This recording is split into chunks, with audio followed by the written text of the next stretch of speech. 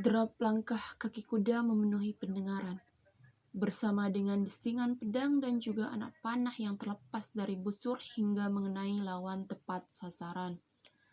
Tepat pada saat itu, 29 Mei 1453, seorang pemuda dengan gagah berani mampu menaklukkan kota yang sudah dijanjikan Allah dan Rasul-Nya.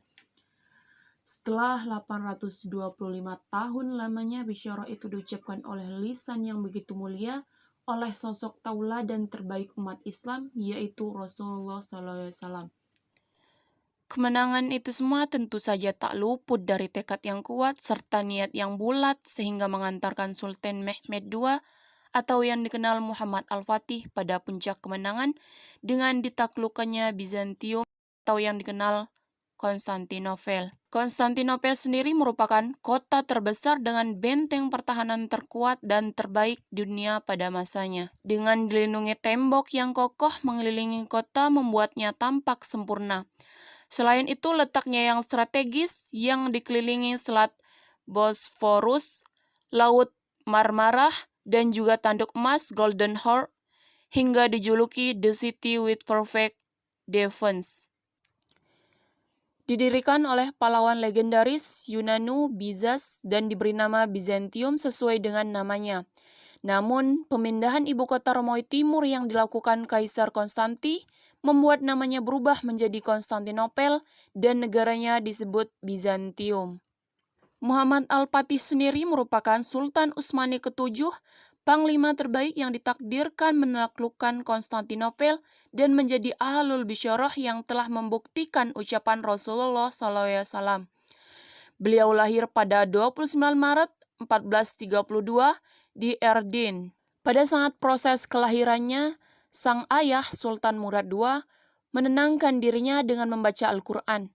Saat kelahiran Muhammad Al-Fatih, sampailah pada surat Al-Fah, di mana surat yang berisi janji-janji Allah akan kemenangan kaum muslim.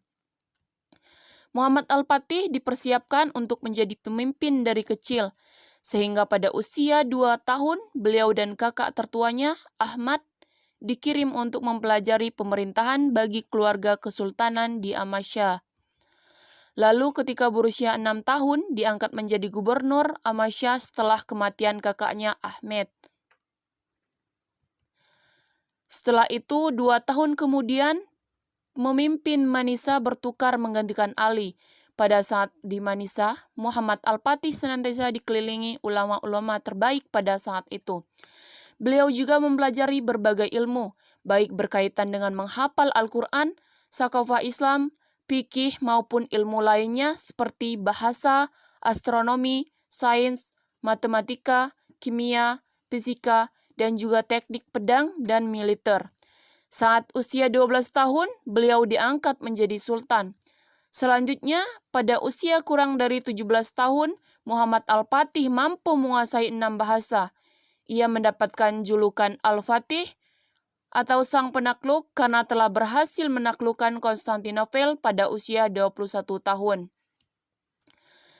Salah satu ulama yang berpengaruh dalam pembentukan mental seorang penakluk adalah Syekh A.A. Samsuddin yang bernama lengkap Muhammad bin Hamzah al-Dimashqi al-Arumi.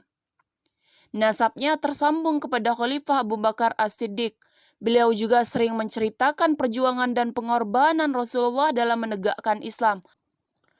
Menceritakan bagaimana usaha-usaha dan kepribadian para sahabat serta penakluk awal. Serta tak lupa juga mengulang-ulang dan meyakinkan bahwa dirinya lah yang akan menaklukkan Konstantinopel dan menjadi sebaik-baiknya pemimpin sebagaimana hadis Rasulullah SAW. Sungguh, Konstantinopel akan ditaklukkan oleh kalian, maka sebaik-baik pemimpin adalah pemimpinnya dan sebaik-baik pasukan yang akan melakukannya. Hadis riwayat Ahmad. Keyakinan yang Syekh A.A. Samsuddin tanamkan membawa pengaruh besar pada diri Muhammad Al-Fatih, sehingga mampu membawa inspirasi dan juga motivasi yang tak terbatas digabung dengan watak serta kemampuan kerasnya membawa Al-Fatih pada puncak kemenangan. Tentu semua itu tak luput dari usaha keras, peran dan doa yang dipanjatkan para ulama agar mereka selalu mengingat Allah dalam setiap masa. Ditambah sosok penakluk amat dekat dengan Robnya. Sepanjang hidupnya, Muhammad Al-Fatih tidak pernah meninggalkan sholat, bahkan senantiasa ia tunaikan berjamaah. Beliau juga selalu menjaga sholat malamnya dan juga tidak pernah melewatkan sholat rawatib sepanjang hayatnya. Belum lagi pasukan yang ia pimpin senantiasa mendekatkan diri kepada Allah dan tak membiarkannya meninggalkan sholat. Sehingga sehari sebelum peperangan menaklukkan Konstantinopel, Muhammad Al-Fatih memerintahkan seluruh pasukannya untuk berpuasa pada siang hari dan melakukan tahajud ketika malam hari, agar memudahkan penaklukan dan juga dengan mensucikan diri dari kemaksiatan, serta meluruskan niat bahwa perang yang dilakukan hanya untuk Allah semata. Sehingga cara yang ditempuh juga tidak keluar dari jalur syariat Islam. Hingga pada puncaknya, 29 Mei 1453, Konstantinopel berhasil ditaklukkan. Pengepungan yang dilakukan selama 57 hari sukses membawa pasukan Al-Fatih memasuki wilayah Konstantinopel dan juga dapat membawa 70 kapal melalui Bukit Galata hanya dengan satu malam menuju titik terlemah. Selain itu juga berhasil membobol benteng pertahanan dengan menggunakan meriam raksasa yang dibuat oleh Orban. Bersama sekitar 250.000 juta pasukan yang mengepung barat dan laut akhirnya membuahkan hasil. Konstantinopel dengan sistem pertahanan terbaik berhasil ditaklukkan kaum muslim. Janji yang Allah dan Rasul-Nya kabarkan dapat diwujudkan, menandakan bahwa janji Allah dan Rasul-Nya tidak diragukan lagi. Janji yang pasti terjadi selama kaum muslim memiliki keimanan yang kokoh, niat yang kuat, serta tekad yang bulat, diiringi dengan usaha maksimal dan senantiasa mendekatkan diri kepada Allah Subhanahu wa Ta'ala. Bagi kaum muslim, penaklukan Konstantinopel merupakan kota yang telah dijanjikan Rasulullah, sehingga keinginan yang dibentuk bukan atas dasar kekuasaan materi dan penghargaan, namun atas dasar keimanan dan kemuliaan yang telah Allah dan Rasulullah janjikan. Sehingga kaum muslim dari awal dibentuk menjadi mental pasukan pembebas. Visi yang ditanamkan Rasulullah merupakan visi global, visi pembebas seluruh dunia. Setelah 825 tahun lamanya, darah para syuhada membanjiri tanah tersebut akhirnya membuahkan hasil.